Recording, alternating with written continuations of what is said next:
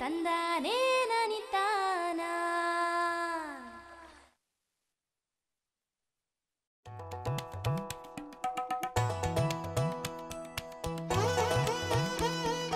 ಮುಂಗಾರು ಈಗಾಗಲೇ ರಾಜ್ಯವನ್ನ ಪ್ರವೇಶಿಸಿದ್ದು ಕರಾವಳಿ ಪ್ರದೇಶದಲ್ಲಿ ಚುರುಕುಗೊಂಡಿದೆ. ರಾಜ್ಯದ ಕೆಲವು ಜಿಲ್ಲೆಗಳಲ್ಲಿ ನಮ್ಮ ರೈತ ಬಾಂಧವರು ಕೂಡ ಈಗಾಗಲೇ ಬಿತ್ತನೆಯನ್ನು ಆರಂಭಿಸಿದ್ದಾರೆ. ಮುಂಗಾರು ಏನು ಪ್ರಾರಂಭ ಆಗಿದೆ, ಇದು ಒಳ್ಳೆಯ ರೀತಿಯಲ್ಲಿ ಪ್ರಾರಂಭಿಕ ಹಂತ ಒಳ್ಳೆ ಚೆನ್ನಾಗಿ ಕಾಣ್ತಾ ಇದೆ. ಆದ್ದರಿಂದ ಈಗಾಗಲೇ ಕೆಲವಾರು ಜಿಲ್ಲೆಗಳಲ್ಲಿ, ಅದರಲ್ಲೂ ಚಾಮರಾಜನಗರ, ಮೈಸೂರು, ಚಿಕ್ಕಮಗಳೂರು, ಹಾಸನ, ತುಮಕೂರು, ಚಿತ್ರದುರ್ಗ ಈ ಭಾಗಗಳಲ್ಲಿ ಬಿತ್ತನೆ ಸಹ ಪ್ರಾರಂಭ ಆಗಿದೆ.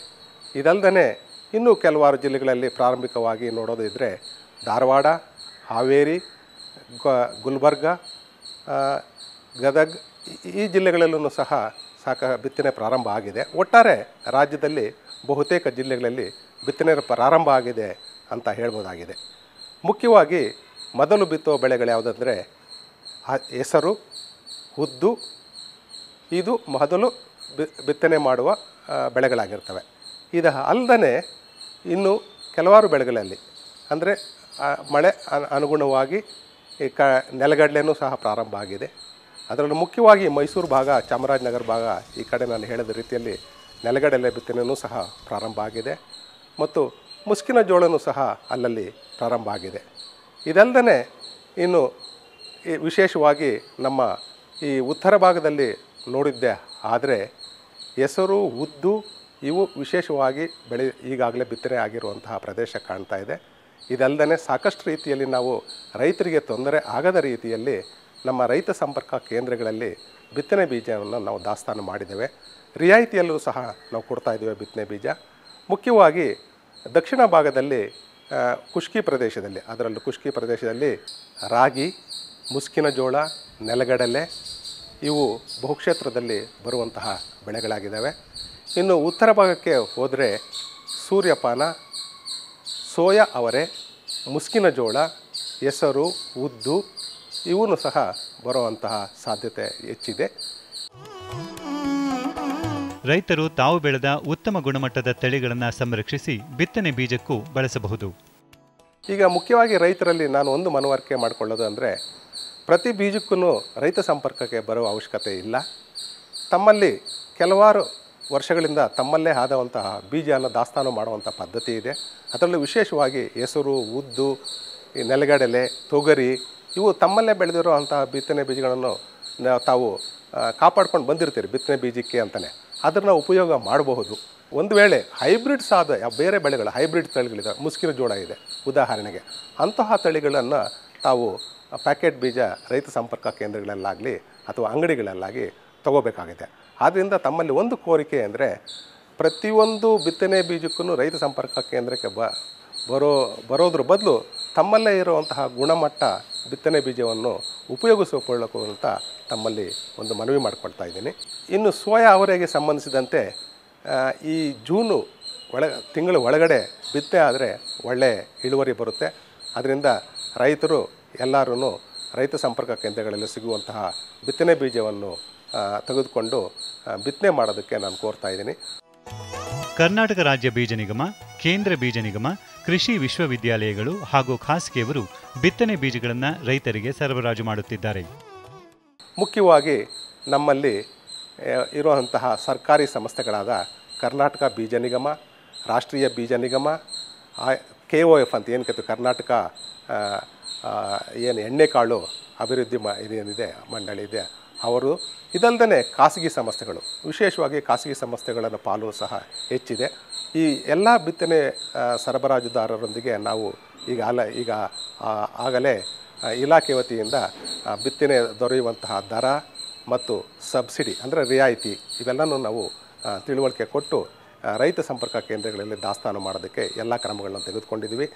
ದಯವಿಟ್ಟು ರೈತರು ದಾಖಲಾತಿಗಳನ್ನು ಕೊಟ್ಟು, ಅಂದರೆ ರೈತ ಅನ್ನೋದ್ರ ಬಗ್ಗೆ ತಾವು ಸಮಂಜಸವಾದ ದಾಖಲಾತಿಗಳನ್ನು ಕೊಟ್ಟು ರೈತ ಸಂಪರ್ಕ ಕೇಂದ್ರದಿಂದ ಒಳ್ಳೆಯ ಗುಣಮಟ್ಟದ ಬಿತ್ತನೆ ಬೀಜ ಪಡಿಬೇಕು ಎಂದು ತಮ್ಮಲ್ಲಿ ಈ ಮೂಲಕ ಕೋರ್ತಾ ಇದ್ದೀನಿ.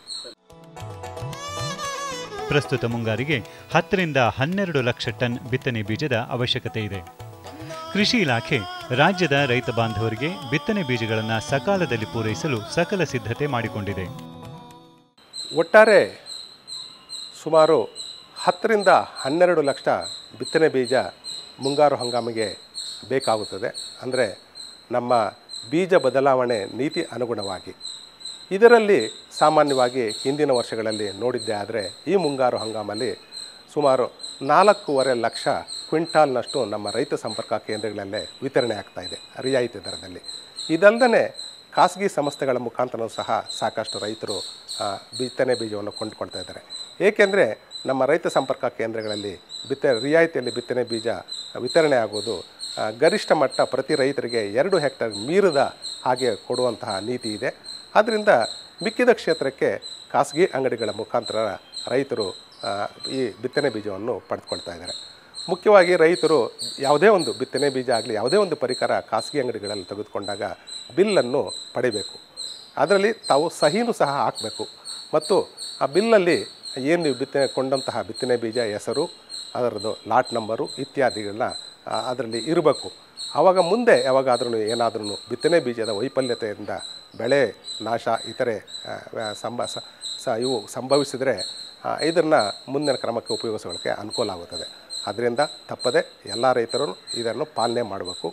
ಮತ್ತು ಯಾವುದೇ ಒಂದು ಸಮಸ್ಯೆ ಇದ್ದಲ್ಲಿ ನಮ್ಮ ರೈತ ಸಂಪರ್ಕ ಕೇಂದ್ರಗಳನ್ನು ಅಥವಾ ತಾಲೂಕಿನ ಸಹಾಯಕ ಕೃಷಿ ನಿರ್ದೇಶಕರನ್ನಾಗಲಿ ಅಥವಾ ಜಂಟಿ ಕೃಷಿ ನಿರ್ದೇಶಕರು ಜಿಲ್ಲೆಯಲ್ಲಿರುವಂಥವ್ರನ್ನ ತಾವು ಸಂಪರ್ಕ ಮಾಡಿ ಹೆಚ್ಚಿನ ಮಾಹಿತಿಯನ್ನು ಪಡೆಯೋದಕ್ಕೆ ಕೋರ್ತಾ ಇದ್ದೀನಿ. ಮುಂದೆ ಸಮಸ್ಯೆ ಉಂಟಾದಾಗ ಬಿತ್ತನೆ ಬೀಜ ಬಗ್ಗೆ ಸಮಸ್ಯೆ ಉಂಟಾಗ ತಾವು ಏನು ಕೊಂಡ್ಕೊಂಡಿದ್ದೀರಿ ಆ ಪ್ಯಾಕೆಟು ಏನು ಬಿತ್ತನೆ ಬೀಜ ಉಪಯೋಗಿಸಿದ ನಂತರ ಏನು ಒಂದು ಬಟ್ಟೆ ಚೀಲ ಅಥವಾ ಪ್ಲಾಸ್ಟಿಕ್ ಚೀಲ ಇದೆ ಅದನ್ನು ಸಹ ತಾವು ಇಟ್ಟಿರ್ಬೇಕು. ಅದನ್ನು ಇಟ್ಟಿದ್ದರೆ ಇದು ನೀವು ಅಂಗಡಿಗಳಲ್ಲಿ ಕೊಂಡಂತಹ ಖಾತ್ರಿ ಬೀಜ ಅಂತ ಮನದಟ್ಟಾಗುತ್ತೆ, ಮುಂದಿನ ಕ್ರಮಕ್ಕೆ ಅನುಕೂಲ ಆಗುತ್ತೆ. ಈಗ ಬಹುತೇಕ ಪ್ಯಾಕೆಟ್ಸ್ ಬೀಜ ತಾವೇನು ತೊಗೊತೀರಿ ಅದರಲ್ಲಿ ಬಹುತೇಕ ಇದಕ್ಕೆ ಉಪಚಾರ ಮಾಡಿರ್ತಾರೆ. ಇಲ್ಲದೇ ಇದ್ರೂ ಸಣ್ಣ ಪ್ಯಾಕೆಟು ಉಪಚಾರಕ್ಕೋಸ್ಕರ ಅಂತಲೇ ಒಂದು ಔಷಧಿನೂ ಸಹ ಇಟ್ಟಿರ್ತಾರೆ. ಅದನ್ನು ಲೇಪನ ಮಾಡಿ ಬಿತ್ತನೆ ಬೀಜ ತಾವು ಬಿತ್ತನೆ ಮಾಡಬೇಕು. ಒಂದು ತಮ್ಮಲ್ಲಿ ತಿಳಿಸೋಕ್ಕೆ ಅಂದರೆ ಸಾಕಷ್ಟು ತೇವಾಂಶ ಇದ್ದಾಗ ಬಿತ್ತನೆ ಮಾಡಬೇಕು. ಅರೆಬರೆ ತೇವಾಂಶ ಇದ್ದಾಗ ಬಿತ್ತನೆ ಮಾಡಬಾರ್ದು. ಇದರಿಂದ ಮುಂದಿನ ಮೊಳಕೆ ಬಗ್ಗೆ ಪರಿಮಾಣ ಬೀರುತ್ತೆ. ಅದ್ರ ಸಲುವಾಗಿ ಒಳ್ಳೆ ತೇವಾಂಶ ಇದ್ದ ಕಾರಣದಲ್ಲಿ ಬಿತ್ತನೆ ಮಾಡಬೇಕಂತ ಕೋರ್ತಾ ಇದ್ದೀನಿ. ಪ್ರಸ್ತುತ ಮುಂಗಾರು ಹಂಗಾಮಿನಲ್ಲಿ ರಾಜ್ಯದ ರೈತ ಬಾಂಧವರಿಗೆ ರಿಯಾಯಿತಿ ದರದಲ್ಲಿ ಬಿತ್ತನೆ ಬೀಜಗಳನ್ನು ವಿತರಣೆ ಮಾಡಲು ಕೃಷಿ ಇಲಾಖೆ ಸಕಲ ಸಿದ್ಧತೆ ಮಾಡಿಕೊಂಡಿದೆ. ಬೆಳೆವಾರು ಬಿತ್ತನೆ ಬೀಜಗಳ ರಿಯಾಯಿತಿ ದರಗಳು ಹೀಗಿವೆ. ಈ ಬೆಲೆಗಳು ಪ್ರತಿ ಕಿಲೋಗ್ರಾಂಗೆ: ಭತ್ತ ಸಾರ್ವಜನಿಕ ತಳಿ ಪ್ರಮಾಣಿತ 10 ರೂಪಾಯಿಗಳು, ನಿಜ ಚೀಟಿ 9 ರೂಪಾಯಿಗಳು. ಹೈಬ್ರಿಡ್ ಭತ್ತ ಸಂಕರ್ಣ ತಳಿ ಪ್ರಮಾಣಿತ 75 ರೂಪಾಯಿಗಳು, ನಿಜ ಚೀಟಿ 65 ರೂಪಾಯಿಗಳು. ರಾಗಿ ಸಾರ್ವಜನಿಕ ತಳಿ ಪ್ರಮಾಣಿತ 18 ರೂಪಾಯಿಗಳು, ನಿಜ ಚೀಟಿ 17 ರೂಪಾಯಿಗಳು.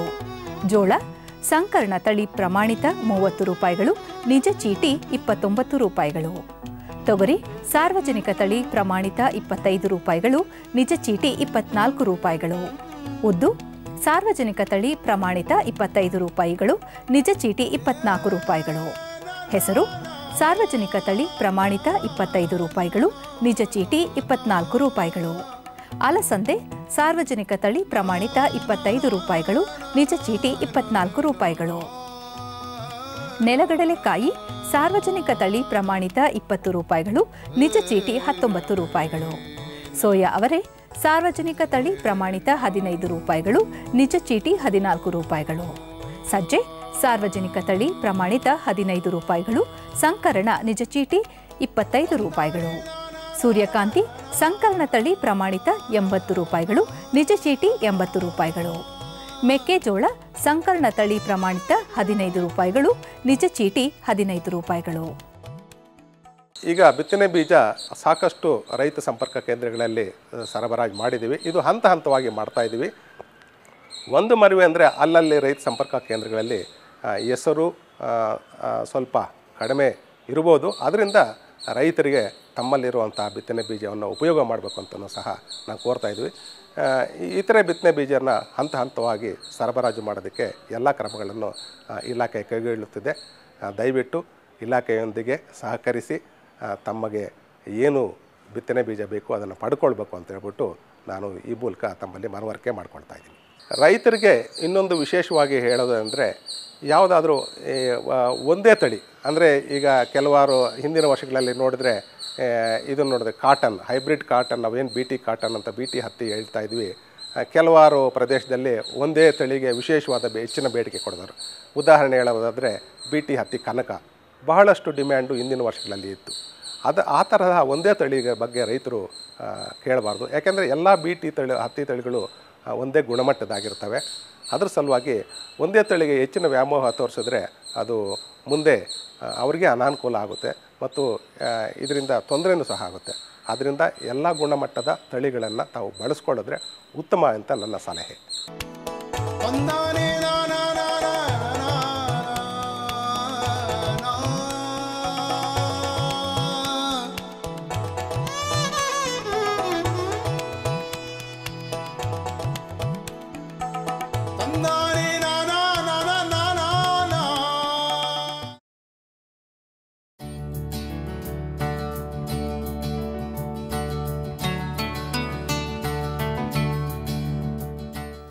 ಕೃಷಿಯಲ್ಲಿ ಬಿತ್ತನೆ ಬೀಜಕ್ಕೆ ಅತ್ಯಂತ ಹೆಚ್ಚಿನ ಮಹತ್ವವನ್ನು ಕೊಡಲಾಗಿದೆ. ರೋಗರಹಿತ ಹಾಗೂ ಆರೋಗ್ಯವಂತ ಉತ್ತಮ ಗುಣಮಟ್ಟದ ಬೀಜವನ್ನು ರೈತರು ಬಿತ್ತೋದ್ರಿಂದ ಹೆಚ್ಚು ಇಳುವರಿಯನ್ನು ಪಡೆದುಕೊಳ್ಳಬಹುದು. ಕೃಷಿಯಲ್ಲಿ ಬೀಜ ಒಂದು ಮೂಲ ಸಾಮಗ್ರಿಯಾಗಿದ್ದು ಇದು ಒಂದು ಜೈವಿಕ ಶಕ್ತಿ ಇದ್ದಂತೆ. ಬೀಜವನ್ನು ಬಿತ್ತನೆಗೆ ಉಪಯೋಗಿಸುವ ಮೊದಲು ವಿವಿಧ ರೋಗ ಅಥವಾ ಕೀಟನಾಶಕಗಳಿಂದ ಉಪಚರಿಸುವುದು ಸೂಕ್ತ. ನಾವು ಬಿತ್ತನೆಗೆ ಉಪಯೋಗಿಸುವ ಬೀಜದಲ್ಲಿ ಏನಾದರೂ ರೋಗದ ಸೋಂಕು ಇದ್ದಲ್ಲಿ ಆರಂಭದಲ್ಲೇ ಬೀಜೋಪಚಾರದ ಮೂಲಕ ಅದನ್ನು ತಡೆಗಟ್ಟುವುದಕ್ಕೆ ಸಹಾಯವಾಗುತ್ತೆ. ಬೀಜೋಪಚಾರದ ಕ್ರಮಗಳು ತುಂಬ ಸರಳ ಹಾಗೂ ಕಡಿಮೆ ಖರ್ಚಿನದ್ದಾಗಿರುತ್ತೆ. ಬೆಳೆಗೆ ತಗಲಬಹುದಾದ ಹಾನಿಯನ್ನು ಪೂರ್ವಭಾವಿಯಾಗಿ ತಪ್ಪಿಸಿ ಹೆಚ್ಚಿನ ಇಳುವರಿ ಪಡೆಯುವುದಕ್ಕಾಗಿ ರೈತರು ವಿವಿಧ ಬೆಳೆಗಳ ಬೀಜಗಳಿಗೆ ಬಿತ್ತನೆಗೆ ಮುಂಚೆ ಬೀಜೋಪಚಾರ ಮಾಡುವುದು ಅತಿ ಮುಖ್ಯ. ಬೀಜೋಪಚಾರ ಮಾಡೋದಕ್ಕೆ ಮಣ್ಣಿನ ಮಡಿಕೆ ಅಥವಾ ಪಾಲಿಥೀನ್ ಚೀಲಗಳನ್ನು ಬಳಸೋದು ಒಳ್ಳೆಯದು. ಭತ್ತದ ಬೆಳೆಯಲ್ಲಿ ಕಂಡುಬರುವಂತಹ ಬೆಂಕಿ ರೋಗವನ್ನು ತಡೆಗಟ್ಟಲು ಪ್ರತಿ ಕಿಲೋಗ್ರಾಂ ಬಿತ್ತನೆ ಬೀಜಕ್ಕೆ 1 ಗ್ರಾಂ ಕಾರ್ಬನ್ ಡೈಸಿಮ್ನಿಂದ ಉಪಚರಿಸಿ ಬಿತ್ತನೆಗೆ ಉಪಯೋಗಿಸಬೇಕು. ಮುಸುಕಿನ ಜೋಳದ ಬೆಳೆಯಲ್ಲಿ ಮಣ್ಣು ಮತ್ತು ಬೀಜದಿಂದ ಹರಡುವ ರೋಗಗಳ ಹತೋಟಿಗಾಗಿ 4 ಗ್ರಾಂ ಟ್ರೈಕೋಡರ್ಮಾ ಹಾರ್ಜಿಯಾನಮ್ ಅನ್ನು ಪ್ರತಿ ಕೆಜಿ ಬಿತ್ತನೆ ಬೀಜಕ್ಕೆ ಉಪಚರಿಸಿ ಬಿತ್ತನೆ ಮಾಡಬೇಕು.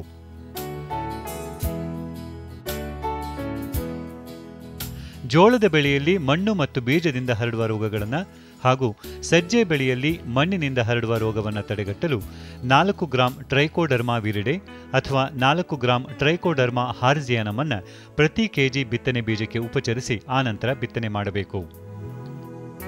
ಅಲಸಂದೆ ಬೆಳೆಯಲ್ಲಿ ಸೊರಗು ರೋಗ ಹಾಗೂ ಅಂಗಮಾರಿ ರೋಗದ ಹತೋಟಿಗಾಗಿ ಪ್ರತಿ ಕೆಜಿ ಬೀಜಕ್ಕೆ 4 ಗ್ರಾಂ ಟ್ರೈಕೋಡರ್ಮಾ ಹಾರ್ಜಿಯಾನಮ್ನಿಂದ ಉಪಚರಿಸಿ ಆನಂತರ ಬಿತ್ತಬೇಕು. ನೆಲಗಡಲೆ ಬೆಳೆಯಲ್ಲಿ ಕಾಂಡ, ಬೀಜ, ಸಸಿ ಕೊಳೆ ರೋಗದ ಹತೋಟಿಗಾಗಿ ಪ್ರತಿ ಕೆಜಿ ಬೀಜಕ್ಕೆ 4 ಗ್ರಾಂ ಟ್ರೈಕೋಡರ್ಮಾ ಹಾರ್ಜಿಯಾನಮ್ನಿಂದ ಉಪಚರಿಸಿ ಬಿತ್ತಬೇಕು. ಹಾಗೂ ಈ ಬೆಳೆಯಲ್ಲಿ ಕಂಡುಬರುವ ಗೊಣ್ಣೆ ಹುಳುವಿನ ಹತೋಟಿಗಾಗಿ ಪ್ರತಿ ಕೆಜಿ ಬೀಜಕ್ಕೆ ಕ್ಲೋರೋಫೆರಿಫಾಸ್ನಿಂದ ಉಪಚರಿಸಿದ ನಂತರ ಆನಂತರ ಬಿತ್ತನೆ ಮಾಡಬೇಕು. ಸೂರ್ಯಕಾಂತಿ ಬೆಳೆಯಲ್ಲಿ ಕಂಡುಬರುವ ಎಲ್ಲ ರೋಗಗಳಿಗೂ ಪ್ರತಿ ಕೆಜಿ ಬೀಜಕ್ಕೆ 4 ಗ್ರಾಂ ಟ್ರೈಕೋಡರ್ಮಾ ವಿರಿಡೆ ಅಥವಾ 4 ಗ್ರಾಂ ಟ್ರೈಕೋಡರ್ಮಾ ಹಾರ್ಜಿಯಾನಮ್ನಿಂದ ಉಪಚರಿಸಬೇಕು. ತೊಗರಿ ಬೆಳೆಯಲ್ಲಿ ಕಂಡುಬರುವ ಎಲ್ಲ ಶಿಲೀಂಧ್ರ ರೋಗಗಳ ಹತೋಟಿಗಾಗಿ 4 ಗ್ರಾಂ ಟ್ರೈಕೋಡರ್ಮಾ ಹಾರ್ಜಿಯಾನಮ್ನನ್ನು ಪ್ರತಿ ಕೆಜಿ ಬೀಜಕ್ಕೆ ಬೀಜೋಪಚಾರ ಮಾಡಿ ಆನಂತರ ಬಿತ್ತಬೇಕು. ಸೋಯಾ ಅವರೆ ಬೆಳೆಯಲ್ಲಿ ಸಸಿ ಕೊಳೆ ರೋಗದ ಹತೋಟಿಗಾಗಿ 5 ಗ್ರಾಂ ರೈಸೋಬಿಯಂ ಮತ್ತು 50 ಗ್ರಾಂ PSBಯನ್ನು ಪ್ರತಿ ಕೆಜಿ ಬೀಜಕ್ಕೆ ಬೀಜೋಪಚಾರ ಮಾಡಿ ಆನಂತರ ಬಿತ್ತನೆ ಮಾಡಬೇಕು. ಕಬ್ಬು ಬೆಳೆಯಲ್ಲಿ ಕಂಡುಬರುವ ಬೇರುಕೊಳೆ ರೋಗ, ಸೊರಗು ರೋಗದ ಹತೋಟಿಗಾಗಿ 2 ಗ್ರಾಂ ಕಾರ್ಬನ್ ಡೈಸಿಮ್, 4 ರಿಂದ 6 ಗ್ರಾಂ ಟ್ರೈಕೋಡರ್ಮಾ ಹಾರ್ಜಿಯಾನಮ್ನನ್ನು ಪ್ರತಿ ಕೆಜಿ ಬೀಜಕ್ಕೆ ಉಪಚರಿಸಿ ಆನಂತರ ಬಿತ್ತನೆ ಮಾಡಬೇಕು.